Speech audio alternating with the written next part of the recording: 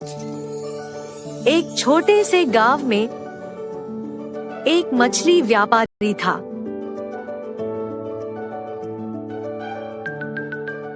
जिसका नाम रामू था। वह बहुत लालची था और सोचता था कि वह सबसे ज्यादा पैसे कमाएगा। रामू ने कई सारी मछलियों को खरीदा और बेचने की व्यवस्था की, जिससे उसने बहुत अधिक मुनाफा होना था। रामू जानता था कि लोगों को जो मछलियां सबसे अधिक पसंद आती है, उन्हें ज्यादा पैसे में बेचता था। इसलिए वह लोगों से मछलियों का बेहतर कीमत मांगता था और सड़े हुए मछलियों को भी महंगे दाम में बेचता था। वह लोगों से ज्यादा पैसे कमाने के लिए अपने गंदे उपायों का इस्तेमाल करता था। एक दिन रामू ने अपनी दुकान में जोड़ीदारियों की बजाय उबली हुई मछलियों की बिक्री करने का निर्णय लिया। वह लोगों को बताता था कि उबली हुई मछलियां सेहत के लिए बहुत अधिक फायदेमंद होती है और इसलिए वह उन्हें ज्यादा मूल्य में बेचेगा। लोग उसकी बातों में आ गए और वह अपने उबली हुई मछलियों की बिक्री शुरू हो गई और लोग इसमें रुचि लेने लगे। लेकिन उन्हें यह नहीं पता था कि रामू अपनी दुकान में सच में उबली हुई मछलियों की बिक्री नहीं कर रहा था।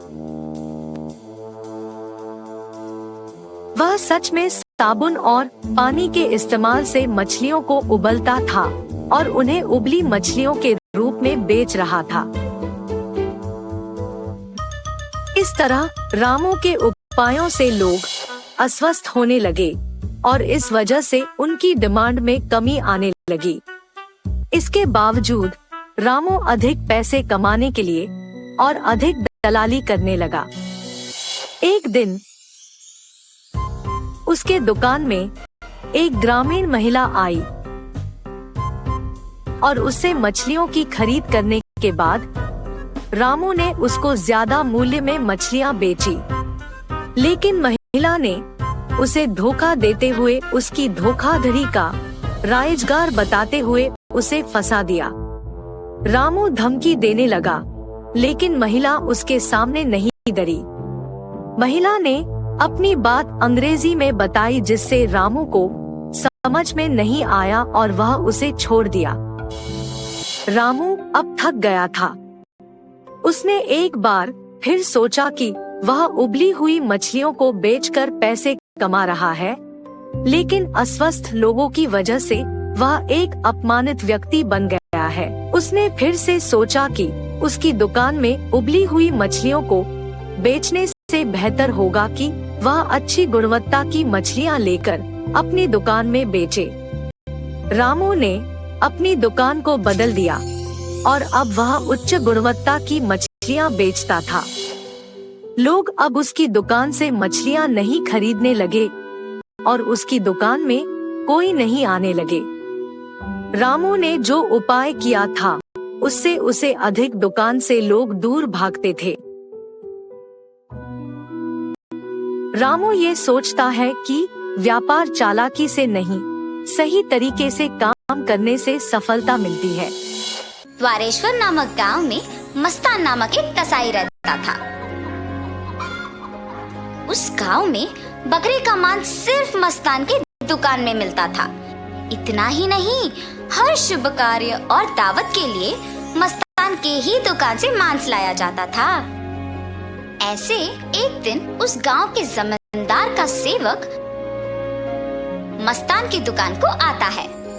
हे मस्तान, कल जमींदार के महल में एक बड़ी दावत रखी जा रहा है। उस दावत को बहुत बड़े लोग और अमीर लोग आने वाले हैं। 100 लोगों के लिए खाना बनवा रहे हैं। उसके लिए तुम्हें 15 किलो मांस ताजा काट के कल सुबह 6 बजे को महल लेके आना होगा। पैसे तुम्हें वहीं पे मिलेंगे। मस्तान सलमान की बात को मान लेता है, लेकिन उसके पास 15 किलो का मांस नहीं होता है। इसीलिए वो बकरी वाले के पास जाता है। रमेश भैया, दरवाजा खटखटाता है। अरे क्या हुआ मस्तान, इस समय पे आए, बात क्या है? जमींदार के घर में दावत के लिए मुझे 15 किलो मांस की जरूरत है। मैंने वचन दिया कि सुबह 6 बजे उनको मांस पहुंचा दूंगा। समय ना होने के कारण मैं अभी तुमसे बकरी खरीदने आया। हाँ, तो ये है बात। ठीक है, 2000 रुपए दे के बकरी ले जाओ। ये क्या भैया, 1000 ही तो है। अब जमींदार के लिए है तो कम से कम 2000 होगा ही ना। अगर तुम्हें नहीं चाहिए तो रहने दो, मैं आराम से सो जाऊंगा। नहीं भैया, मैंने वचन दिया है, अब पीछे नहीं हट सकता। मैं दे दूंगा 2000।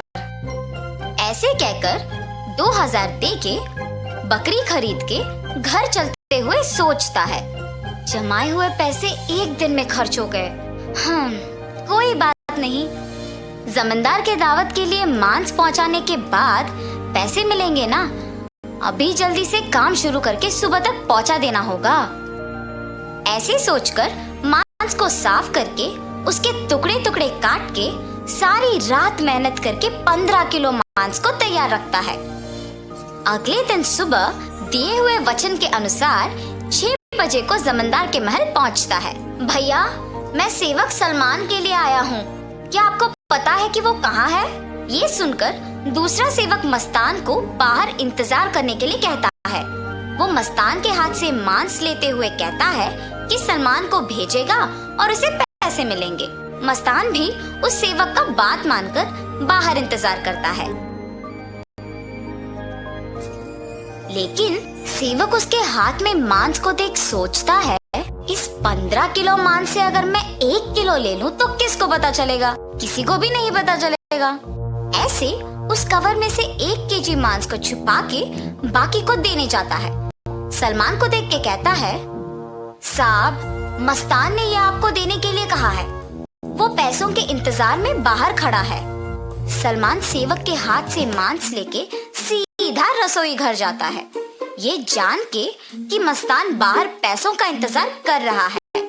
बावर्ची के पास जाकर सलमान कहता है, सारे व्यंजन स्वादिष्ट होनी चाहिए, ध्यान से पकाना। ऐसे कहकर चला जाता है।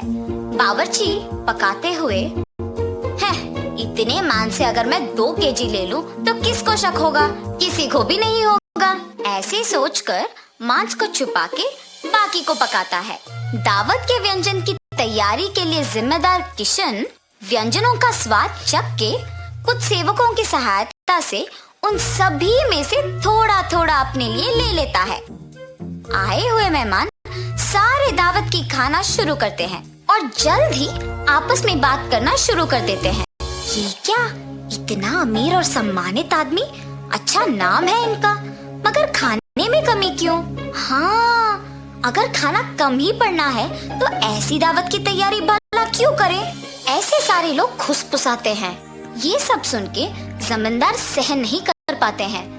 दावत के खत्म होने के बाद क्रोधित होके सारे लोगों को सभा में बुलाते हैं, खास करके दावत के लिए जिम्मेदार लोगों को, और उनको सवाल करना शुरू करते हैं।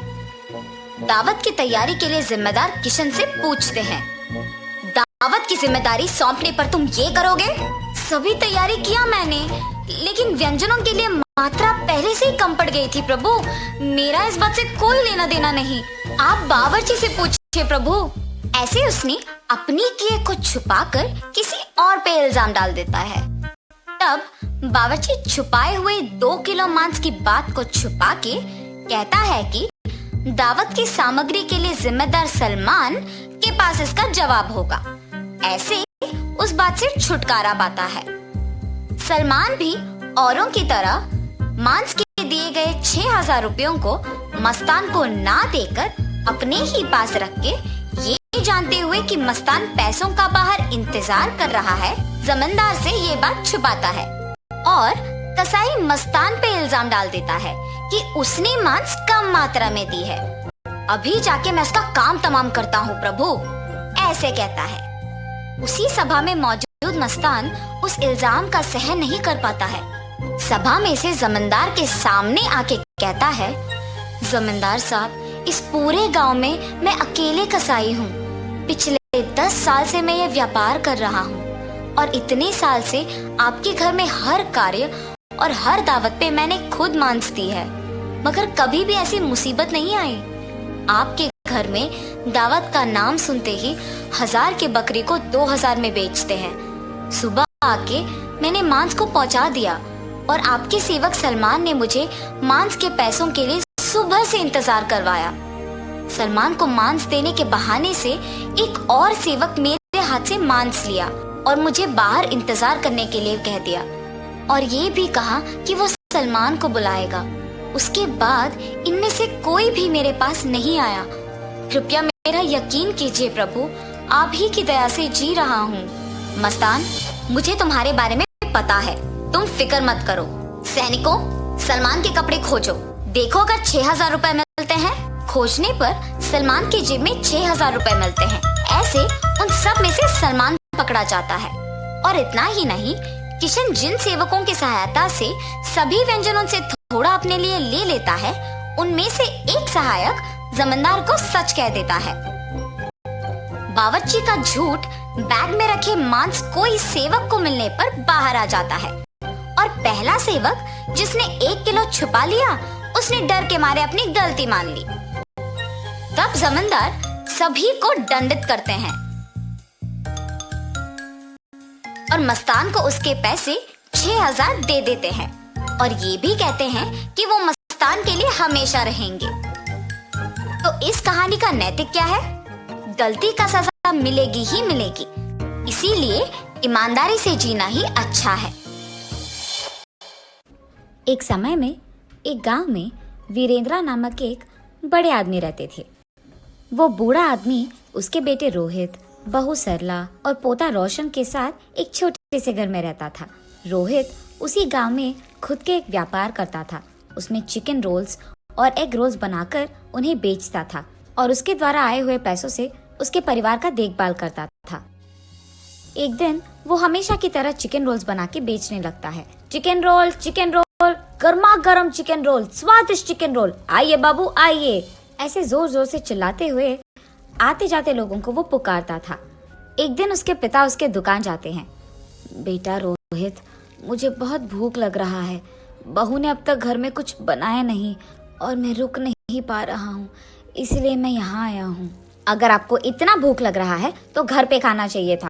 अगर बहू ने कुछ बनाया नहीं तो रुक लेना था, लेकिन ऐसे दुकान आ जाना क्या है? आप क्या समझ रहे थे पापा? आप वहाँ खड़े होकर मेरा समय वृथा मत कीजिए, चलिए घर चले जाइए। उसके बेटे के ऐसे बात करने के कारण वो निराश होके वहाँ से उसके घर चले जाता है। अपने बेटे और बहू को उनकी तरफ ऐसे बर्ताव करते हुए देख और बिल्कुल भी गौरव से पेश आते हुए ना देख वो बूढ़े आदमी बहुत बुरा मानते थे। इतना हो जाने के बाद भी वो घर छोड़कर इसीलिए नहीं जाते थे क्योंकि उनको बेटे पे बहुत प्यार था, इसीलिए वो सहते हुए वो गम में ही जी लेते थे। दूसरी तरफ रोहित को उसके बेटे रोशन से बहुत प्यार था। वो अपने बेटे को बहुत लाड करता था और जो भी उसको पसंद था वो हमेशा उसको देता था और उसका सारा खाली समय वो सिर्फ अपने बेटे से खेलते हुए बिताता था। एक दिन अचानक रोशन को बुखार आता है और जब रोहित को ये बात पता चलता है तो वो अपना दुकान, व्यापार सब छोड़कर घर जाके सिर्फ उसके बेटे के ख्याल रखने में लगे रहता है। वो दुकान ना जाकर सिर्फ घर पे रह के उसके बेटे का देखभाल करते हुए उसी के बारे में सोचते हुए दुख में ही बैठे रहता है। उसे ऐसे दुखी देख उसके पिता रोहित के पास जाकर ऐसे कहते हैं, बेटा रोहित, फिक्र मत करो, रोशन को बुखार आया है, वो ठीक हो जाएगा बेटा। पापा, आपको क्या पता, बुखार है, कम हो जाएगा, यही कहना है आपको, जैसे आपको सब कुछ पता है। ऐसे वो गुस्से में उसके पिता से बात करता है। हाँ, मैं तो अपने बेटे को ऐसे दुखी नहीं देख पा रहा था, इसीलिए उसके पास जाकर मैंने ऐसे कहा, लेकिन मेरे बेटे ने मुझे कभी समझा ही नहीं, इसीलिए वो गुस्से में बात करता है हमेशा मुझसे। एक समय में मैंने भी अपने बेटे का ऐसे ही ख्याल रखा था, लेकिन अब तो मेरा बेटा मुझसे बात भी नहीं करना चाहता है। ऐसे सोचते हुए वो बहुत दुखी होता है और उसके बेटे पे प्यार को अपने ही अंदर रख के वो वहाँ से चले जाता है। अगले दिन भी रोहित के बेटे का बुखार कम नहीं होता है और इसी कारण रोहित उसके बेटे को लेकर उसके घर के बाहर बैठ के उसको देख के दुखी होते रहता है। ऐसे जब बाप बेटे दोनों वहाँ पे बैठे थे, उनसे कुछ ही दूर में दीवार पे एक कौवा बैठा था। उसे देख वीरेंद्र ऐसे पूछता है, बेटा रोहित, वो दीवार पे क्या बैठा है? मुझे ठीक से दिखाई नहीं दे रहा है, तुम बताओगे? पापा, वो कौवा है। बेटा, शायद वो कौवा नहीं है, ठीक से देखो। आपको तो दिखाई नहीं देता है। जब मैं कह रहा हूँ कि वो कौवा है तो आप मान क्यों नहीं लेते हो? एक और बार मत पूछेगा, वो कौवा ही है। ऐसे उसके गुस्से में जवाब देने के बावजूद उसके पिता फिर से पूछते हैं कि वो क्या है। पापा, आपको कितने बार बताऊं मैं, वो कौवा है, कौवा है, कौवा है। आपने अगर एक और बार पूछा तो अच्छा नहीं रहेगा। ऐसे वो और गुस्से में जवाब देकर उठकर वहाँ से चले जाता है। उसके बेटे को वहाँ से उठ के चले जाते हुए देख वो और भी दुखी होते हैं। ऐसे कुछ दिन बीत जाते हैं। एक दिन रोहित अपने बेटे को उठाकर खेलते हुए उसके घर के सामने रहता है और ठीक तभी उसके घर के दीवार पे एक कौवा आता है। पापा पापा, वो दीवार पे क्या है? बेटा, उसको कौवा बुलाते हैं। पापा पापा, वो क्या है? उसे क्या बुलाते हैं? बेटा, उसे कौवा बुलाते हैं। पापा, वो क्या है? बेटा, उसे कौवा बुलाते हैं। तुम भी उसे बुला सकते हो। चलो बुलाओ कौवे को तुम्हारे पास। ऐसे वो अपने बेटे को कौवे के बारे में सिखाते रहता है, लेकिन उसके बेटे को कुछ भी समझ न आने के कारण वो लगातार एक ही प्रश्न पूछता है कि वो क्या है और उसे क्या बुलाते हैं, और ऐसे 20 बार करता है। इतने बार पूछने के बावजूद रोहित उसे बहुत सब्र से समझाता है। उसे जरा सा भी गुस्सा नहीं आता है। पापा, फिर से बोलिए ना। बेटा, वो एक कौवा है। एक दिन जब मेरे पापा ने यही बात पूछी थी तो मैंने उन पर गुस्सा किया था और उन्होंने सिर्फ 3 बार पूछा था, और इसीलिए क्योंकि उनको दिखाई भी नहीं दे रहा था। लेकिन जब मेरे बेटे ने 20 बार भी पूछा तो मैंने उस पर जरा सा भी गुस्सा नहीं दिखाया और बहुत सब्र से उसको सब कुछ समझाया। मेरे पापा ने भी मेरा इतना ही ख्याल रखा था बचपन में, लेकिन बड़े हो जाने के बाद मैं उनका ख्याल नहीं रख रहा हूँ। ऐसे सोचते हुए वो बहुत दुखी होता है और ठीक तभी उसको घर के अंदर से जोर जोर की आवाजें आने लगती है। मेरी बीवी किससे बात कर रही है? ये सोचते हुए वो घर के अंदर जाता है। तुम्हारा बेटा तुम्हारा ख्याल नहीं रखता है, मैं भी तुम्हारा ख्याल नहीं रखती हूँ, फिर भी आप इसी घर में रहते हो, कभी बाहर जाते ही नहीं हो। शर्म नाम की कुछ चीज भी है आपको? उसके बहू को ऐसे बात करते हुए चिल्लाते हुए देख वो कुछ नहीं कहते हैं और बस चुपचाप बैठे रहते हैं। सरला, मेरे पापा बूढ़े हैं, क्या बड़ों से ऐसे ही बात किया जाता है? उनका देखभाल करना हमारी जिम्मेदारी है, ये मत भूलो। और तुम पापा से ऐसी ऊंची आवाज में बात कर रही हो? हाँ, क्या आप ही बात कर रहे हैं? हाँ, मैं ही बात कर रहा हूँ। कल जब हमारा बेटा भी बड़ा हो जाएगा तो क्या वो भी हमसे ऐसे ही बात करेगा? सुन पाओगी उसकी ऐसी बातें? और वैसे वो अभी बच्चा है, उसके सामने अगर हम पापा से ऐसे ही बात करेंगे तो वो भला क्या सीखेगा, यही ना? इसीलिए आज से हमें ये सब बदलना होगा। तुम पापा से अच्छी तरीके से बात करोगी, उनको गौरव दोगी। आज से हम जैसा देखभाल हमारे बेटे के करते हैं वैसे ही पापा का भी करेंगे। ये वो उसकी बीवी को समझाता है। पापा, मुझे माफ कीजिए, जिंदगी में मेरे इस स्थान का कारण आप ही हो और मैंने आप ही को इतना दुख पहुंचाया। मुझे अपनी गलती का एहसास हो गया है पापा। ये कहते हुए वो उसके पापा के चरणों पे गिर जाता है। बेटा, तुम्हें बदलाव आ गया है, बस यही काफी है इस जिंदगी के लिए। मेरे बारे में ऐसा सोचकर दुखी मत हो बेटा, तुम बदल गए हो, मैं खुश हूँ। जी पापा, आइंदा मैं आपको कभी ऐसे दुख नहीं पहुँचाऊंगा और आपसे कठोर तरीके में नहीं बात करूंगा। आपका मैं बहुत अच्छा ख्याल रखूंगा, आपकी खुशी मेरी जिम्मेदारी। ऐसे ही तब से रोहित उसकी गलती का एहसास करके उसके पिता को उसके बेटे की तरह ही देखता है और रोहित के पिता भी इसी खुशी में जीते रहते हैं।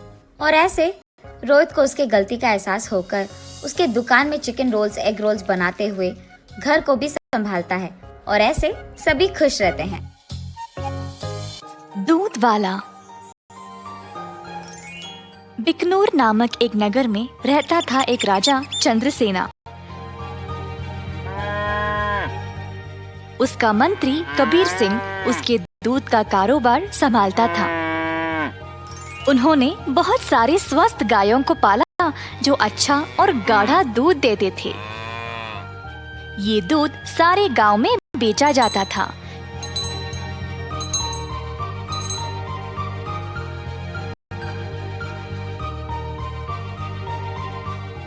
कबीर सिंह खुद सब कुछ संभालता था।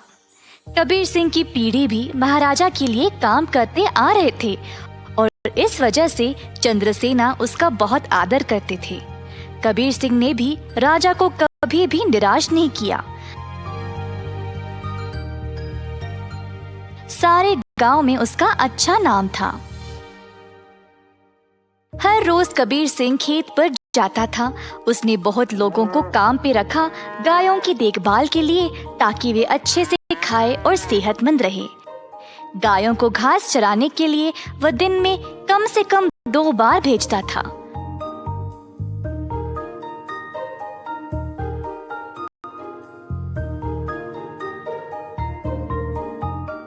वह हमेशा ध्यान रखता था कि दूध साफ सुथरा रहे।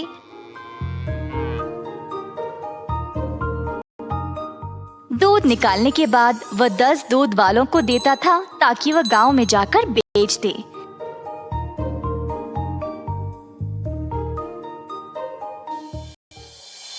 दूध वाले कबीर सिंह को पैसे देते थे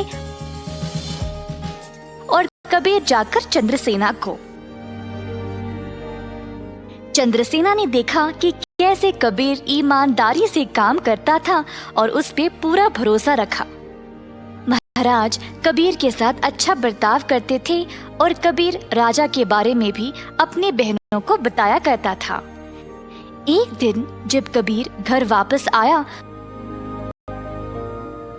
तो उसने अपने बहनों को बहुत गुस्से में और परेशानी में देखा। क्या बात है, तुम सब इतने गुस्से में क्यों हो?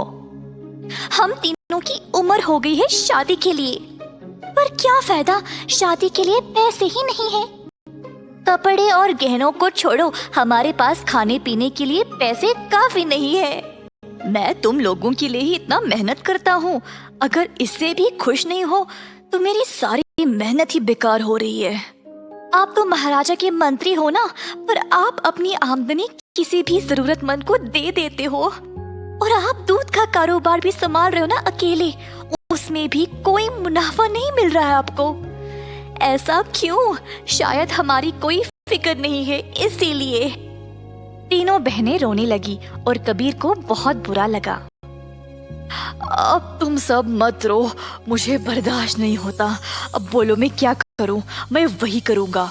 वैसे आपको ज्यादा कुछ करने की जरूरत नहीं, आप दूध का सारा कारोबार संभालते हो ना। अगर आप उसमें थोड़ा पानी मिलाकर बेचोगे तो आप ज्यादा बेच पाओगे। हाँ, और अधिक दूध से आप ज्यादा मुनाफा भी कमा सकते हो। पर ये तो धोखा हुआ, मैं राजा के साथ ऐसा नहीं कर सकता। कबीर सिंह ने ऐसा करने से मना कर दिया था, पर उसकी बहनों ने उसको भावुक करके जैसे तैसे उससे ये काम करवा ही दिया।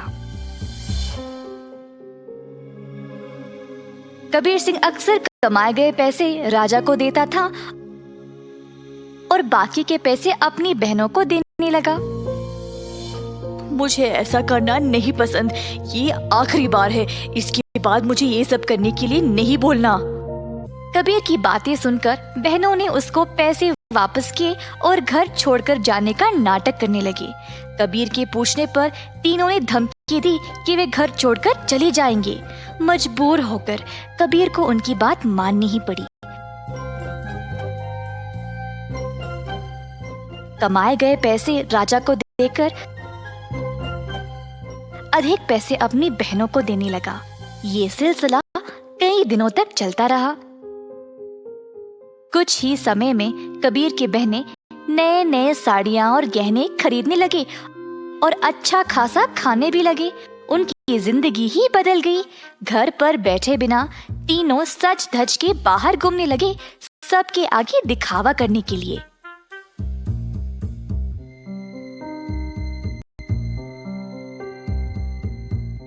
गांव के सारे लोग हैरान रह गए और आपस में बातें करने लगे। ये 3 बहनें कबीर की कमाई को ऐसे इस्तेमाल कर रहे हैं, मैंने कभी नहीं देखा किसी को ऐसा करते हुए।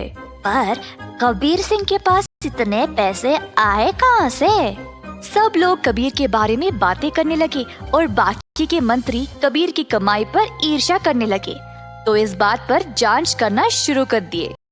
जल्द उनको सच पता चल गया कि वह दूध में पानी मिलाकर बेच रहा था। 70% राजा को देकर बाकी के 30% अपनी जेब में डाल रहा था। खेत के कारीगरों से मंत्रियों ने ये बात का पता लगाया। सारे मंत्री गए राजा के पास और उनको पूरा सच बता दिया।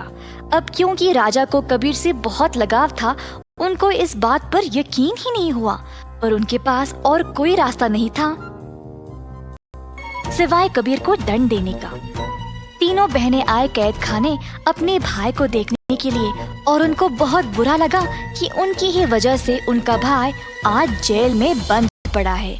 बहनों को अपनी गलती का एहसास हुआ और तीनों गए महाराजा के पास और उनको सब सच बताया कि असल में ये सब उन तीनों की ही गलती है और कबीर दोषी नहीं है। उन्होंने राजा से भीख मांगी कबीर को छोड़ने के लिए। जब राजा ने ये सब सुना तो उन्होंने तीनों बहनों को भी कबीर के साथ कैद खाने में ही डाल दिया और कहा, दंड केवल गलत करने वाले को ही नहीं, गलत सोचने वाले को और गलती में हिस्सा लेने वाले को भी मिलनी चाहिए।